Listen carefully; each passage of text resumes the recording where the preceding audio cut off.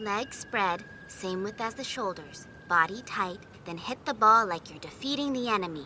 Here, the pinky finger is the key. And then you just hit, hit, hit. Ka-king! Bingo! What are you talking about?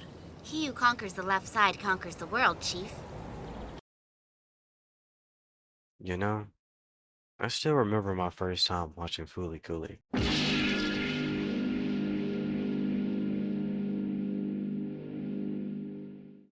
I can still remember that summer night of thinking that I was just watching another show that my cousin recommended and falling asleep with my life forever changed.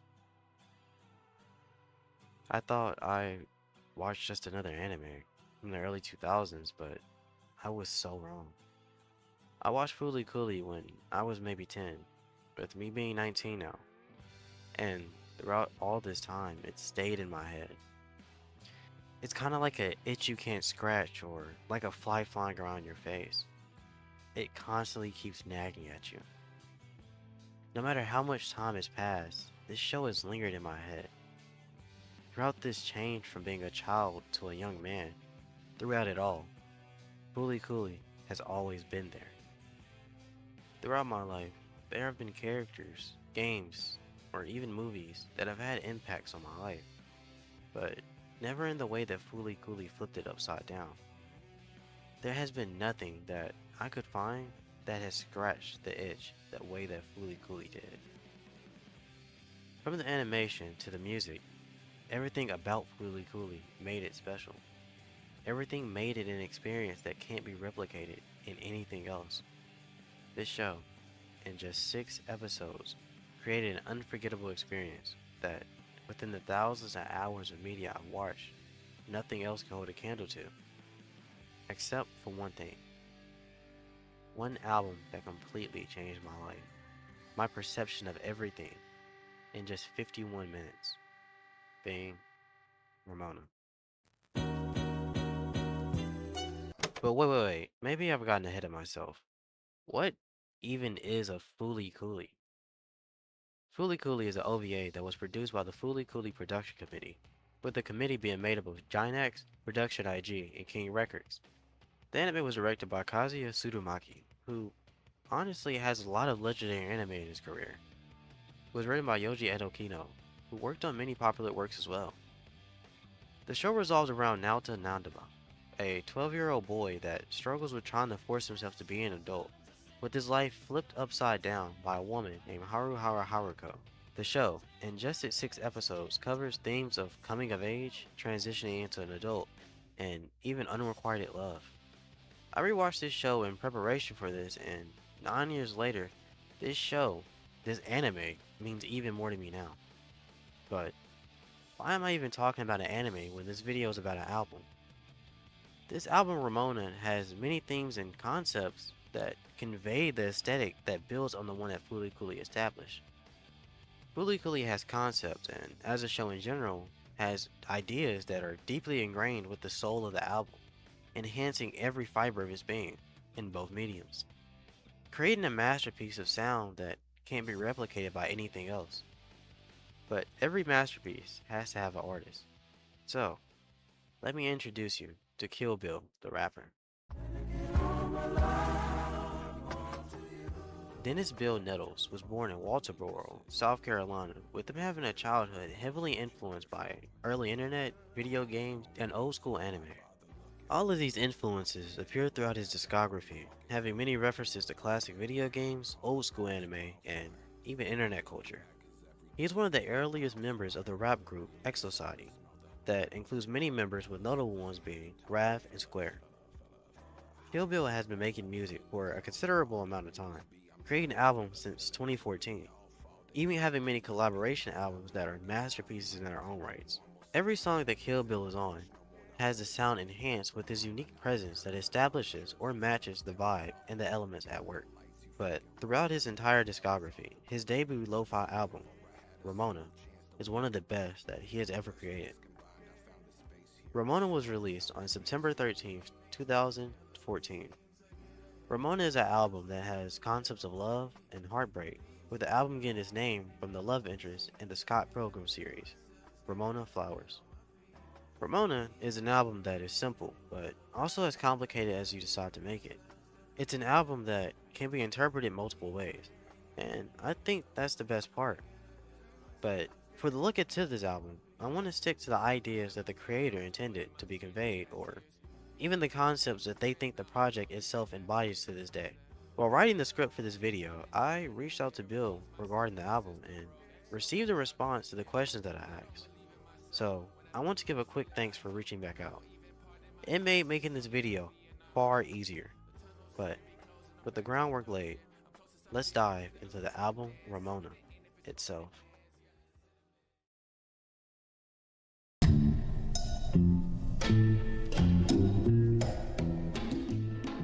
The first song on the album is Backwoods. The very first note of the song establishes its presence. Bill starts the song along with the introduction of more instruments. Just from the first verse of the song, along with the sound of the instrumental, the tone and the vibe for the song is established. I made it rock. I used to play Sega Saturn and shit, and now I smoke a lot of weed and it ain't mattered a bit.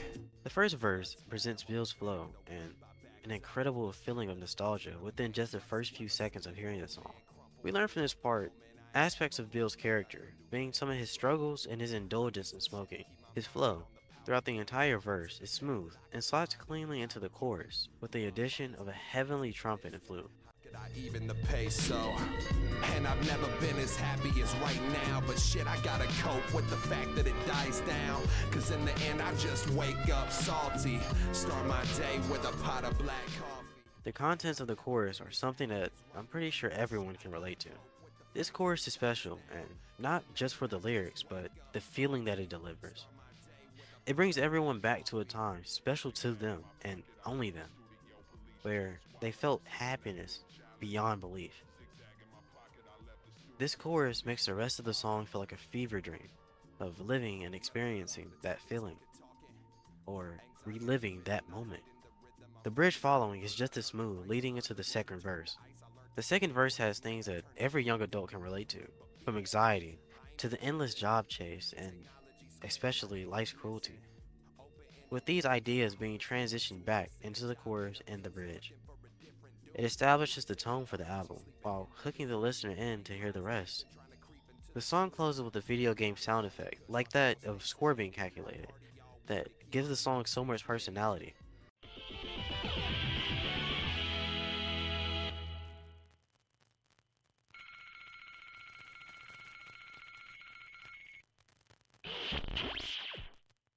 And these sound effects are what leads us into our next song, Hola.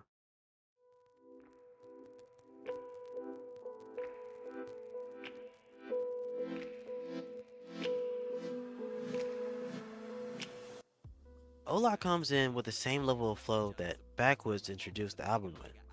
Bill's flow in the song is phenomenal, presenting his lyrical ability and talent at writing an instrumental. The first verse of the song starts with a Mario reference. Late nights tweaking off lakes, fireflower. He continues speaking on the times that he's seen in his life, but is honestly more affected and afflicted by the things that he hasn't seen. He describes how boredom has fallen in enormity, with the cost of life continuing to weigh in everlasting. Even wondering if one is disgusted by it. This is one of the first notable signs of the album's core concepts, and from here, we start to get notions that lead us on to the ideas that the album embodies. Towards the end of this verse, we hear these lines. Personified poor sin, torn skin, I'm under that. The forest was fine until y'all forced in a lumberjack. The circle is vicious, I'm on my fourth bend, running back to the start of things, my movement on a darker swing. Like many lines in this verse, this is a look at Bill. He is someone that feels stagnant in life and attempts to make a change, but from the look at things, it actually backfires, leading to what seems to be a never-ending cycle. This verse ends with him speaking of his skill and transitioning into the catchy chorus. They looking at me like...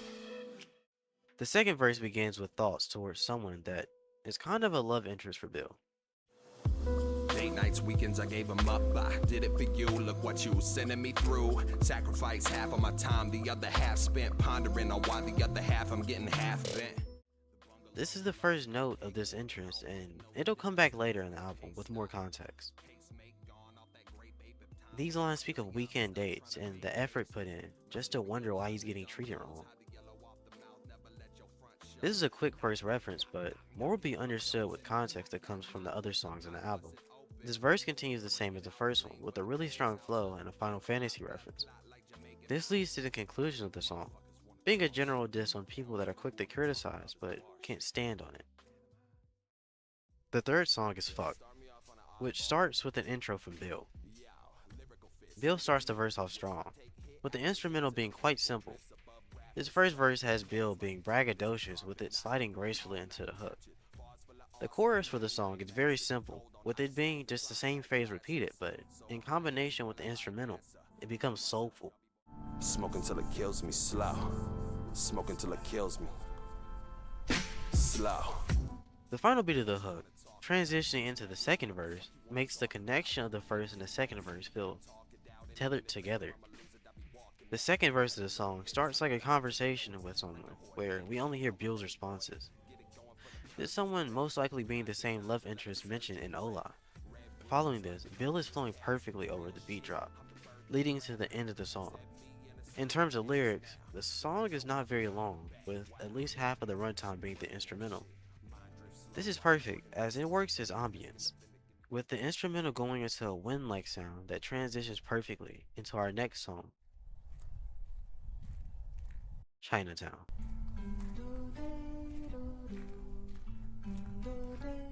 Chinatown begins with the transition laid out by Fuck, starting with the crackling static like the instrumentals being played from a record player. It's introduced with calming vocals, sampled from Mysterios by Joyce Moreno. These vocals are both beautiful, and they establish the tone of the song before Bill even begins his verse. But actually, Bill isn't the first one on this track. Rav, another member of X Society, begins the song with a hook. And I would say Rav is kind of a key artist on this album, being a feature on 4 of Ramona's songs. This hook begins describing meeting a girl and her aspects. I met this girl when I was out. She was so reserved with the brightest smile. This hook is one of the most beautiful parts of the album, being simple yet conveying so much emotion. But after this hook, Bill begins his verse. The first verse starts with thoughts that seem disjointed, but leads back to his relationship with the woman. He speaks of her modest appeal, the distance between them, yet her honesty, and even her warmth for a break between their awkward spells, with him admitting that it's all due to his self-image, and that if she can look past it, why can't he? I think this is something that everyone can relate to. Everyone that's been in love can relate to. Being insecure yet having someone that loves you despite what you think are flaws. The verse ends with him saying that there's no coming back from this, and he just wants the summer back to the time he spent with her. After this, Rav comes back with the hook, and then Bill comes back with the second verse of the song. Bill starts this verse similar to the first, speaking of space and the universe above.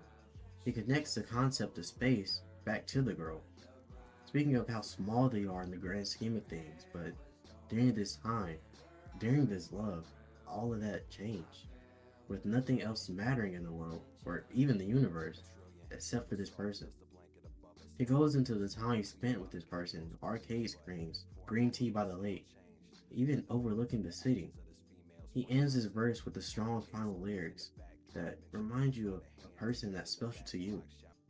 And Rao comes back and ends the song with a beautiful outro.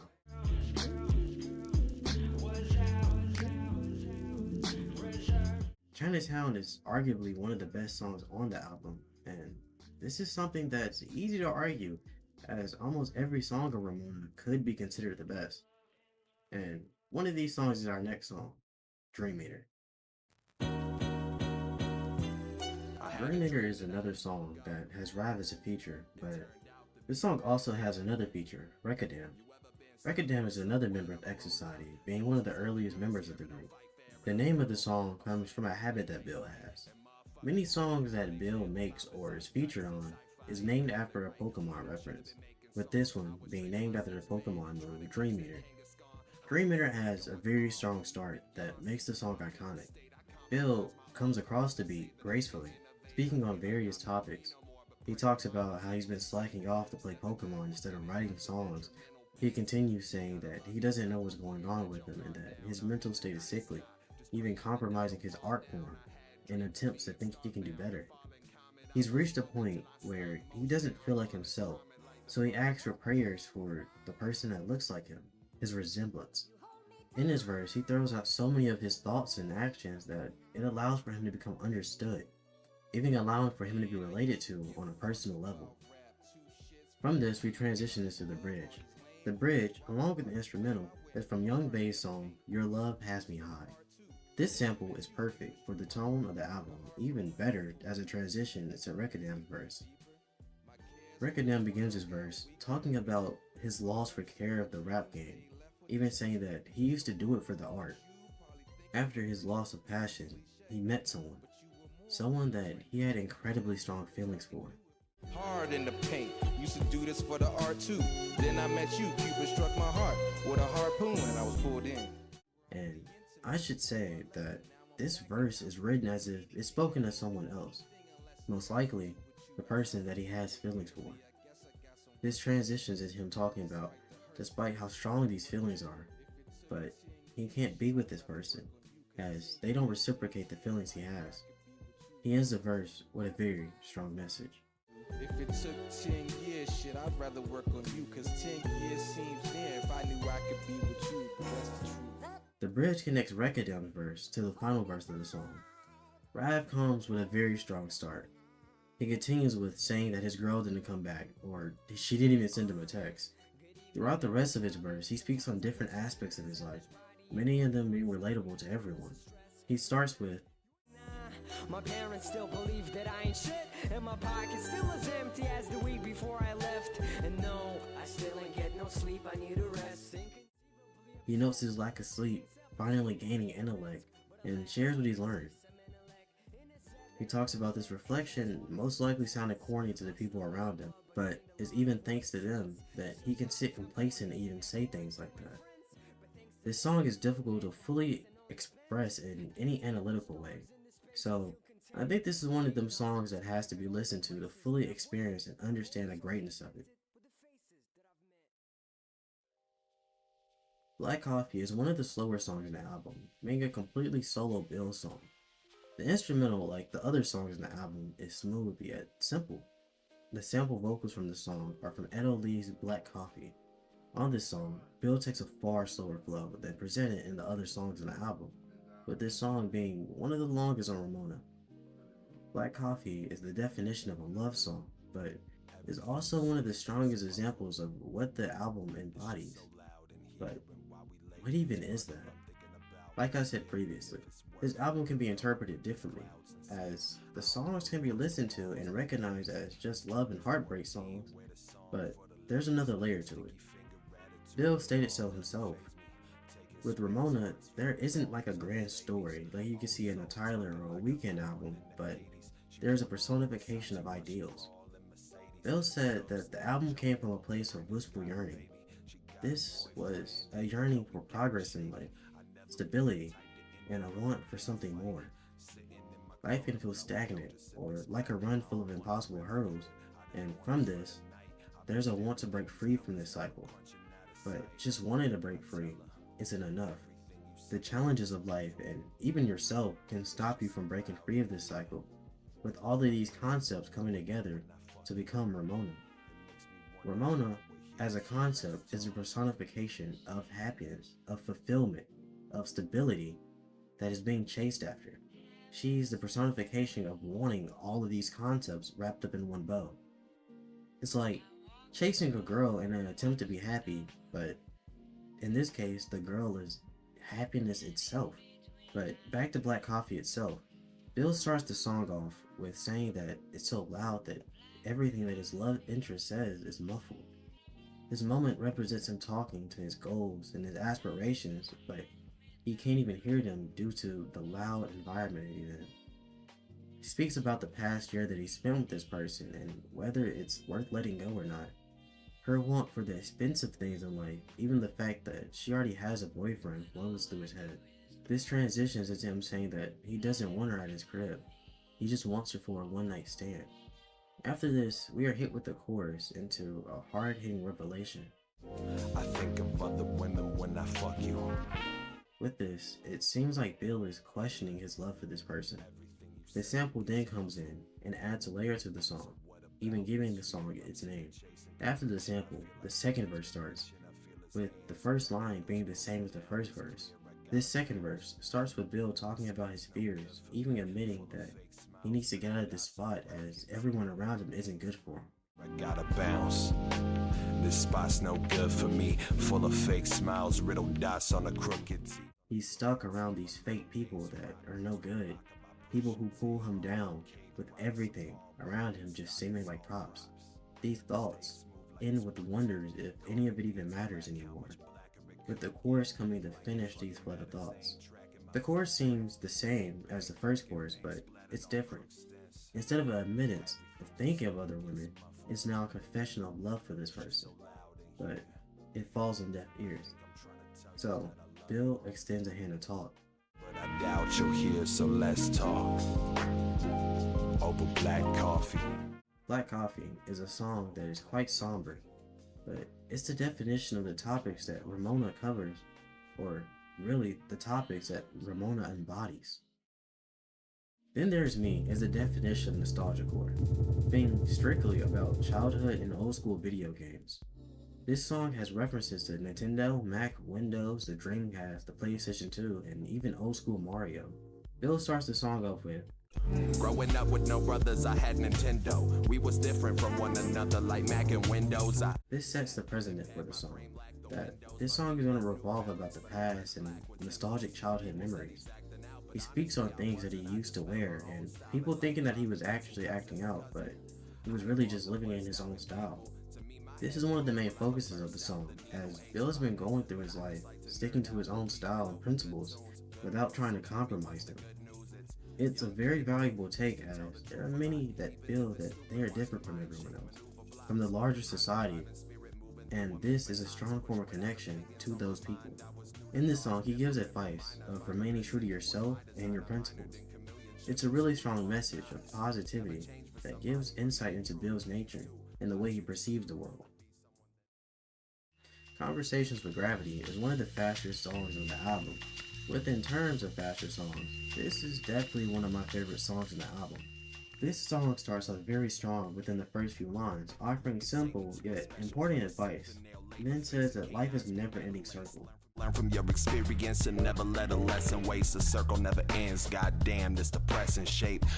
This first verse has many insights into Bill and his life. These lines speak on his feet being made to do more, making more progress in each way. He's held back dodging problems and obstacles. Bill has references to anime and video games as well in this song, with there being a reference to Street Fighter in this first verse. Following this, Bill says something that I'm sure many can relate to. The baller riders dribble back, trip and splat. Face first, no wonder why my face hurts. It's killing you. I gotta ask, who is Kill Bill to you?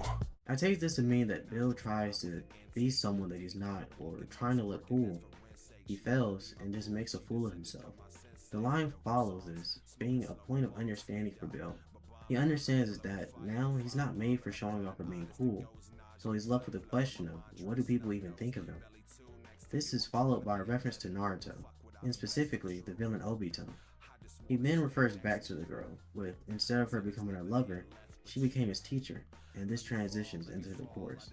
Now that we've reached the chorus, I want to talk about the structure of this song. There is most likely a term that describes this, but the closest concept that I can find is parallelism. This is generally when two lines of a song correlate to each other to make a point. The reason that I brought this up is this is done in the song to a great effect, with this starting in the first chorus. The chorus begins with a Mario and Kill Bill reference, and then is followed by a quick reassurance of his health. He speaks on his mantra and how he's trying to be a better person, but screw everything that he's invested into that idea. The chorus is closed out with a smooth delivery of just saying that he wants to stay with this person until everything in the world is gone, but just them. The second verse begins the same as the first verse, beginning with the parallelism I mentioned. He followed this with an interesting reference to Geppetto. He follows this with an interesting reference to Geppetto, who is the father of Pinocchio, and his reference is used to convey how this love and controls him like a puppet pulling his strings. The next line after this parallels the discussion on life being a circle. This recognizes the feeling that he has that everything is a constant, unending loop of meaningless activities and events that don't actually progress your life or lead anywhere. He talks about being bested by people who are better than him, and how it's honestly just a matter of time until that happens. The end of this verse refers to a love interest, but in a far more negative light. The chorus begins the same as the first, but the lines begin to slightly change, presenting a completely different message. Instead of being fine, he's dying, and there's a change in his mantra, with it being a reference to Death Note, even saying that his version of Kira is a woman in a sundress, with the song ending on the notes that he just wants to be a better person, but as soon as she gets undressed, all of that fades away. I truly think that this song is one of the strongest on the album, especially if we're talking about solo build tracks. The links using parallelism to convey these changes in mentality and feelings is perfect, conveying how fast love changes. Conversations with Gravity is followed up with Water, Water, Water, with Genzo the Trap Lord as the feature. The title for this song is written in the kanji Mizu, which means water, and this fits the song perfectly.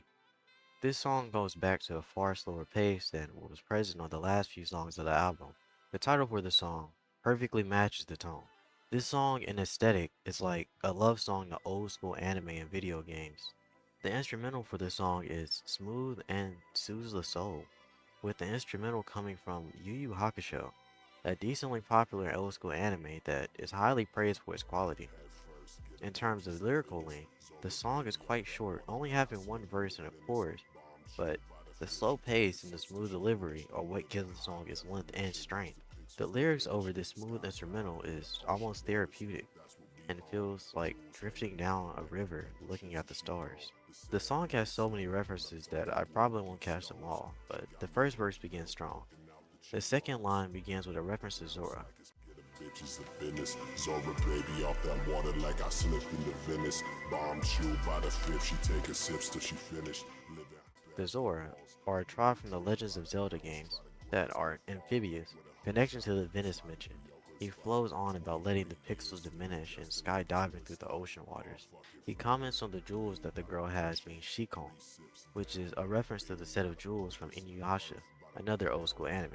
The rest of the verse mentions oceans, beaches, and even recognizing that the girl has him hooked. The verse makes his way into the chorus, and in the chorus, he makes reference to sea punk, which is a subculture that is associated with aquatic themed art, iconography, and fashion that was popularized on Tumblr. Gotta say, that was a new one for me too. The chorus ends with Bill just saying that he wants to get lost in the waves smoking with his girl. With me. Just smoke with me. Abandoned 2 is the 10th track on Ramona and picks up the pace from the previous song. The instrumental, like the other songs in the album, is smooth and allows for Bill to show his skill. The feature for this song is Rav, with this being the second Abandoned song that the two will work on together. This song shows more of Bill's ability in writing appealing lyrics and maintaining his nostalgic flow, with this song not having a chorus but only Bill and Rav's verses.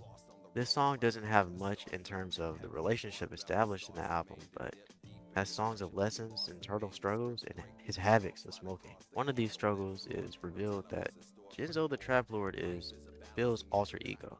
Kill Bill is Genzo, and Genzo will kill Billy. Change when the wind. This stems from his struggle of deciding whether to commit to trap music or to continue to put everything into rap. Before wrapping up Bill's verse, I have to mention Bill's co-signing this annotation just saying that he smokes a lot of weed. Rav's verse is very similar to Bill's in terms of content. Rav dives into his struggles and vices, with him trying to seek out peace but being held back by those things.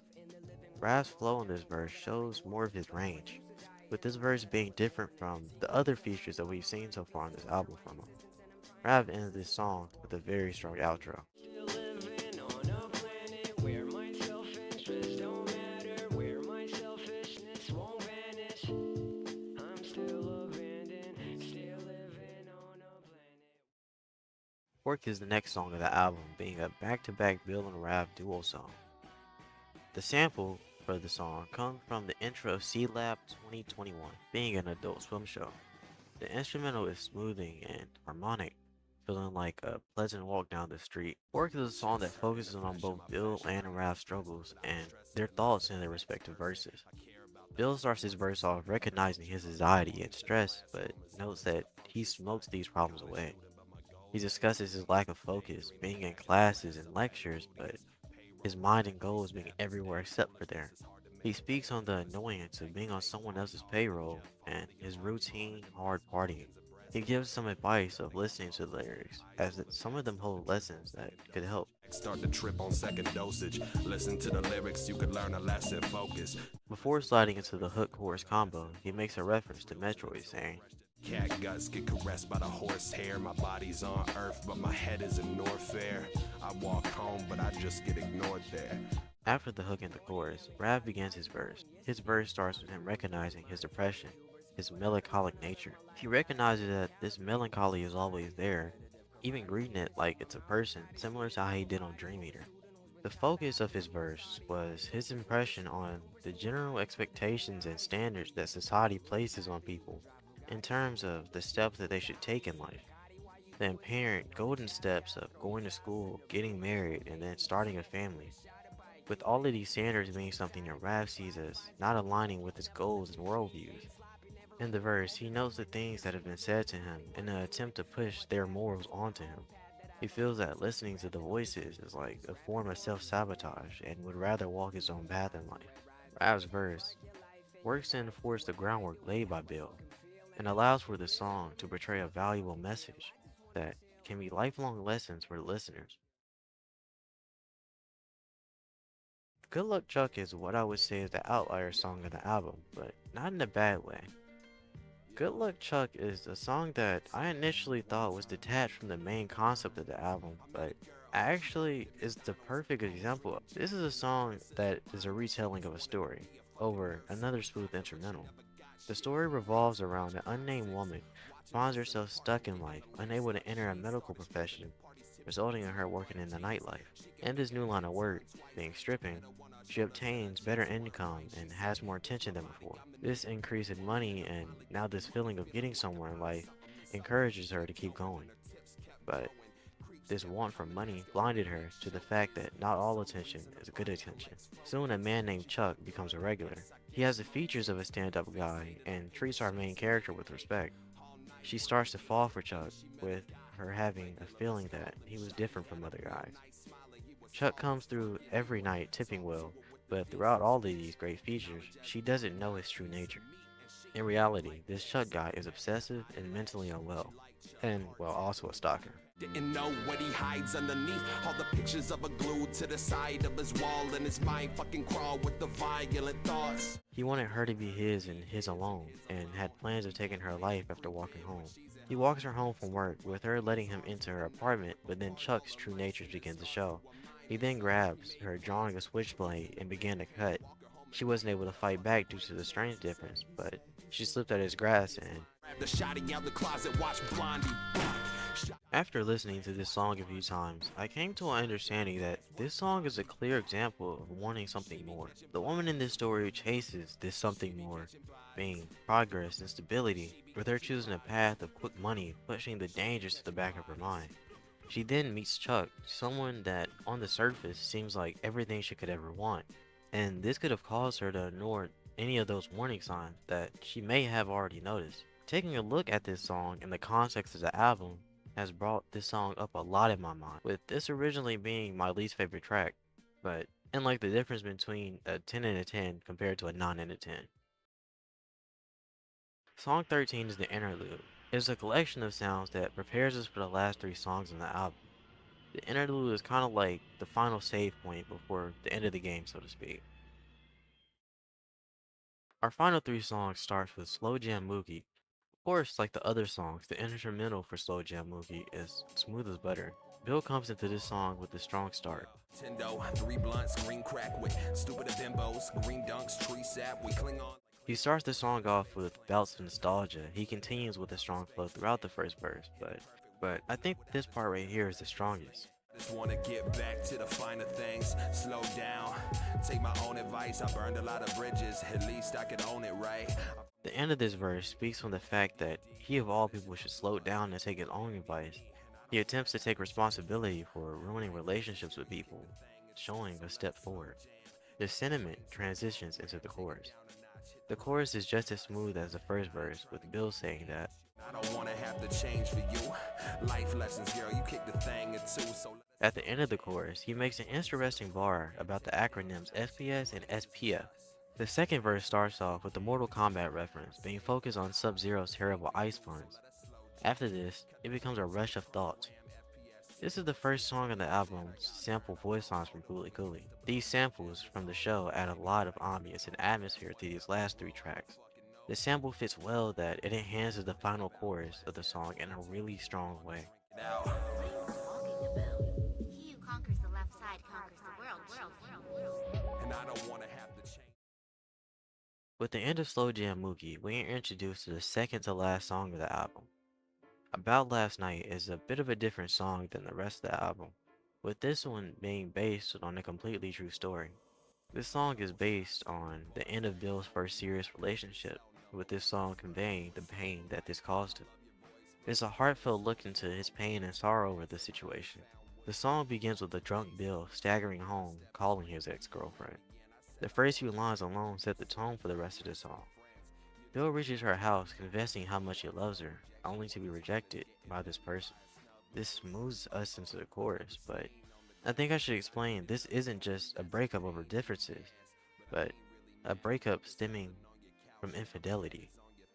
I think this is an important point to understand, as Bill pain comes from something far darker than can be originally thought. This gives a bit of context to the final lines of the chorus.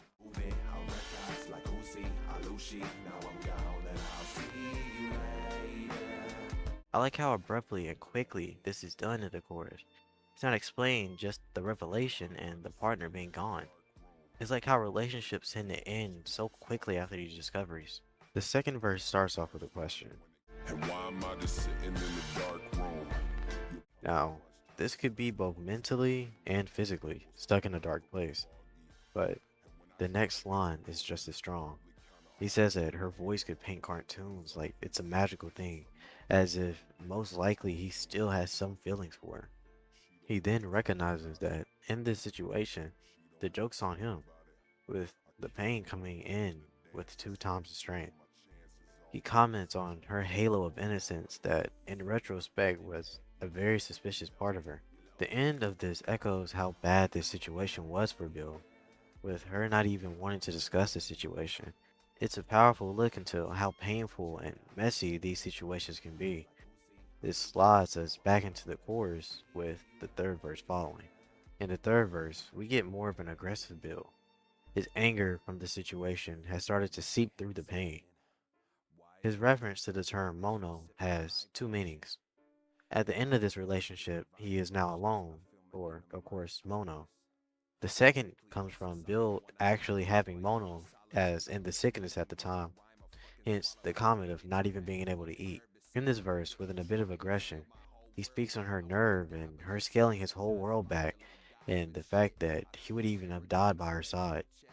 This verse ends with Bill saying that his head is still splitting open due to his drinking, and then we get to the final chorus of the song. After this final chorus, we get a long sample of a conversation between Naota and Mamimi from Fooly Cooly. The ending of this sample is the most important part. If I don't do it, I'll overflow. What do you mean? What'll happen? Probably something amazing. Bill is at a breaking point, and just like Mamimi, Bill is bound to overflow. With this being the reality of our final song, Summertime, The Overflow. The song starts with Bill speaking of a girl that came into his life and, while doing so, completely flipped it upside down. He speaks on his attraction to her, but stating that she doesn't even feel the same about him. The end of this first verse brings us even deeper into Bill's thoughts at the time. He is so in love with this person that just the idea of them makes him feel like he's transported to somewhere else. But in the end, even when he's left alone, when she's long gone, the the feelings are still there, unfading. These thoughts explode into the chorus with powerful emotion that matches the tone. The chorus in its lyrics is simple yet powerful. It's been a year and some change, and it's clear that you've changed, so why summertime gotta end? It presents the idea that time has passed and that it's obvious that this person has changed, or better to say, has moved on. In this chorus, he asks why the summertime has to end. Now, the concept of summertime in Ramona means a lot. This ranges from the nostalgic summer of good memories from childhood or even in recent years. The summertime is a moment in time that is special to each individual person, a moment so important to them that they long to go back to that sensation. And in this case, Bill's want for his relationship to never have ended, for him to go back to the good times they shared together. The first line of the second verse reinforces this concept. Some people chase drugs. I'm chasing memories. It's been a long. He is chasing after the memories and their time together, regardless of how fruitless it is. It's desperate, but real. Bill's emotions is so strong for this person that he's willing to do just about anything to be with them. He speaks on the difficulty of keeping his composure and feelings together when he's hanging out with her, especially when they're with their friend group. He continues detailing his fear and conveying these emotions of ruining everything. Bill only feels confident when he's around this girl, even feeling like he's on top of the world.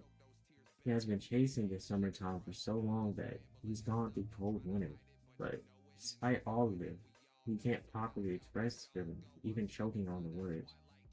The last part of his verse reveals the aftermath of revealing his feelings. He reflects on her response to him telling her his feelings. This is the most important moment of the album, with it being a raw, realistic portrayal of rejection. It's something that genuinely hurts, something that can't be reversed, and this is what makes it hurt even worse. The verse ends with him saying that he genuinely needed this person, and now he's gone. The chorus comes back with more force than his first introduction. This emotion slowly comes to an end though, and in this place, static, like a vinyl on a record player, and with that, our album comes to an end.